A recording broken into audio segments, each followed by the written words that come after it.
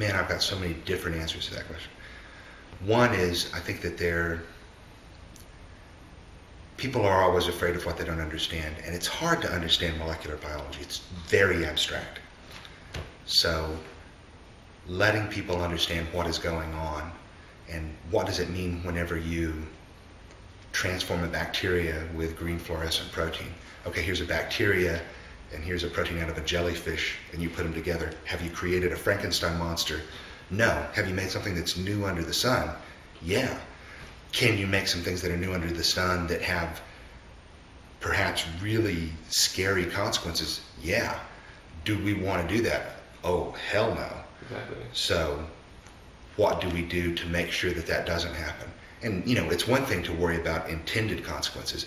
Some terrorist wringing their hands saying, well, let's make the next superbug. And, you know, I worry about those things going on in failed states, in black government labs. But one of the ways I think that we fix that when it happens, and, you know, I think eventually there will be bad stuff that happens, intentionally or not, is having a lot of people who are doing what iGEM is doing. They are working on the technology hands-on. They understand what's going on, and we can quickly respond to a threat. If you look at how long it took to figure out what smallpox was and how it works compared to how long it took to figure out avian bird flu, you know, it's orders and orders of magnitude. At some point, how long will it take to, on the spot at some airport, analyze microbes in the air and determine here's a new threat and we've now synthesized an inoculant for it? You know, I think at some point we get to that. Things just come faster and faster. I had a friend say, hey, you know what this is like?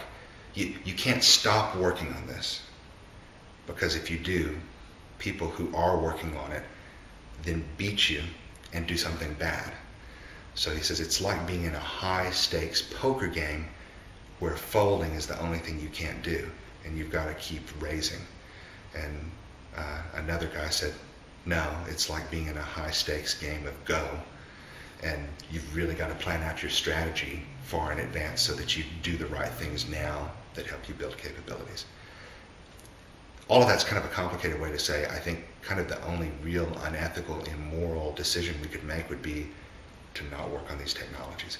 We've got to understand what we're doing as citizens, and not just as scientists and technologists, but we need to help people understand what we're doing so they can set intelligent policies so we can live in a democracy that utilizes its technology correctly.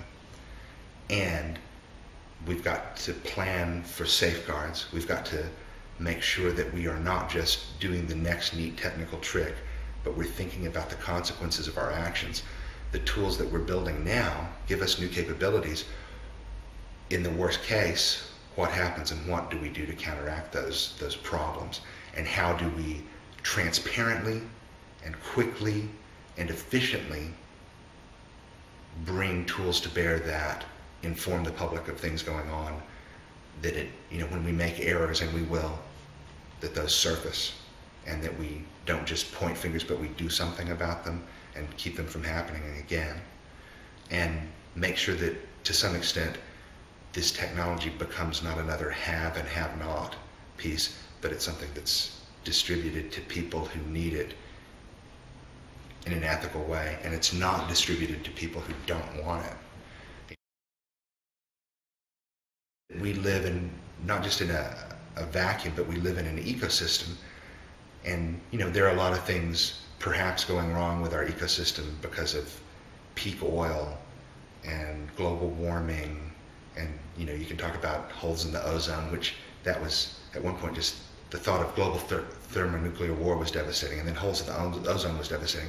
And now we don't worry about those two as much because we've got something new to worry about. You know, some superbug coming along and killing everything. But I think one of the things to be aware of in a place where I'm a little conservative, we've got all these great tools where you think, hey, we can address that by changing ourselves to live in a new environment, even if that environment is much more harsh. But man, that would be really hard to change every squirrel, butterfly, snail, bacterium. So I think we've still got a duty as conservators, as the thinking branch of Gaia, right? Where we've got to be in charge. And some of it sounds a lot like that old biblical charge where, you know, you're the conservators of the earth over the herds and fields.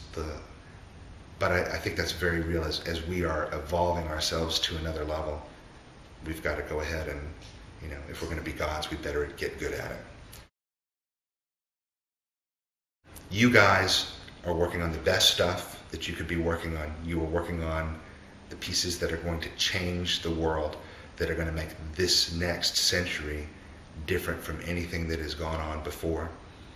And one of the things that I'm acutely aware of, if you stretch your arms out, and do that now, stretch your right arm out and your left arm out.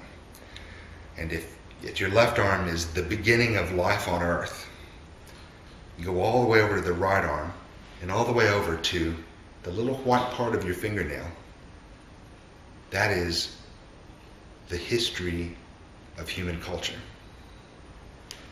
And what's going to happen is, over the next fraction of time, the next little ring of growth on your fingernail, we're going to be able to do things where the whole development of life on Earth, we're going to basically hit the replay button and make it over into more than what we thought it would be. And that's the most mind-blowing thing I've ever encountered. So keep on working on it, do good things, and good luck.